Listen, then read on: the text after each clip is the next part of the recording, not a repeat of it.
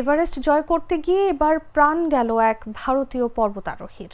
মঙ্গলবার নেপালের পর্যটন বিভাগের এক কর্মকর্তা জানিয়েছেন, এভারেস্ট থেকে গত সপ্তাহে উদ্ধার করা হয়েছিল ৪৬ বছরের বংশীলালকে। এরপর কাঠমান্ডুর এক হাসপাতালে ভর্তি করা হয়েছিল, কিন্তু এদিন হাসপাতালে তার মৃত্যু হয়েছে। ফলে চলতি মৌসুমে বিশ্বের সর্বোচ্চ শিখর জয় করতে গিয়ে মৃতের সংখ্যা বেড়ে দাঁড়ালো ৮ জনে। জানা গেছে, ৮,০০০ মিটারের উপরে বাতাসের ঘনত্ব অত্যন্ত কম থাকে, তাই অক্সিজেনও কম থাকে। তার উপর মাঝে মাঝেই তুষার ঝড় সৃষ্টি হয়। এতে মূলত হতাহতের ঘটনা ঘটে। ৪৬ বছরের বংশীলালের মৃত্যুর আগে একজন ব্রিটিশ পর্বতারোহী এবং একজন নেপালি গাইড সহ আরও বেশ কয়েকজনের মৃত্যু হয়েছে চলতি মৌসুমে। সব মিলিয়ে এই মৌসুমে এখন পর্যন্ত ৮ জনের মৃত্যু হয়েছে। গত বছর মোট ১৮ জনের প্রাণহানি হয়েছিল।